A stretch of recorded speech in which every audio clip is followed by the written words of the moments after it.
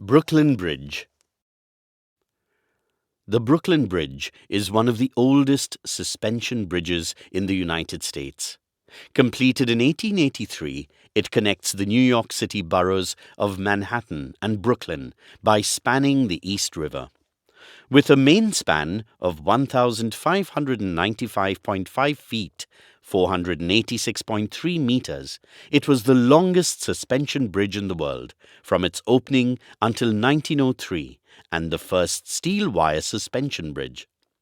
A creative engineer named John Roebling was inspired by an idea to build a spectacular bridge connecting New York with the Long Island.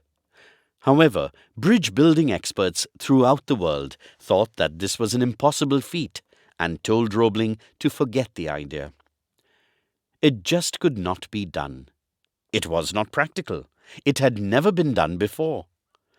Roebling could not ignore the vision he had in his mind of this bridge. He thought about it all the time, and he knew deep in his heart that it could be done. He just had to share the dream with someone else. After much discussion and persuasion, he managed to convince his son Washington, an upcoming engineer, that the bridge, in fact, could be built. Working together for the first time, the father and son developed concepts of how it could be accomplished and how the obstacles could be overcome. With great excitement and inspiration, and the headlines of a wild challenge before them, they hired their crew and began to build their dream bridge. While conducting surveys for the bridge project, Roebling sustained a crush injury to his foot when a ferry pinned it against a piling. After amputation of his crushed toes, he developed a tetanus infection, which left him incapacitated and soon resulted in his death. Not long after he had placed his son, Washington Roebling, in charge of the project. Washington Roebling also suffered a paralyzing injury as a result of decompression sickness shortly after the beginning of construction on January 3, 1870. This condition, first called caisson disease by the project physician Dr. Andrew Smith, afflicted many of the workers working within the caissons. Everyone had a negative comment to make and felt that the project should be scrapped, since the Roeblings were the only ones who knew how the bridge could be built. In spite of his handicap, Washington was never discouraged and still had a burning desire to complete the bridge. His mind was still as sharp as ever. He tried to inspire and pass on his enthusiasm to some of his friends, but they were too daunted by the task. As he lay on his bed in the hospital room, with the sunlight streaming through the windows, a gentle breeze blew the flimsy white curtains apart, and he was able to see the sky and tops of the trees outside for just a moment. It seemed that there was a message for him not to give up. Suddenly, an idea struck him. The disease had disabled him. All he could do was move one finger, and he decided to make the best use of it.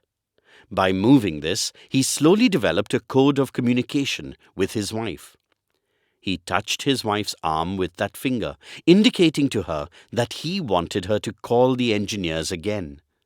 Then he used the same method of tapping her arm to tell the engineers what to do. To many, it seemed foolish, but the project was underway again. Under her husband's guidance, Emily studied higher mathematics, the calculations of catenary curves, the strengths of materials, bridge specifications, and the intricacies of cable construction. She spent the next 11 years assisting Washington Roebling, helping to supervise the bridge's construction. For 13 years, Washington tapped out his instructions with his finger on his wife's arm until the bridge was finally completed. Today, the spectacular Brooklyn Bridge stands in all its glory as a tribute to the triumph of one man's indomitable spirit and his determination not to be defeated by circumstances. It is also a tribute to the engineers and their teamwork and to their faith in a man who was considered mad by half the world.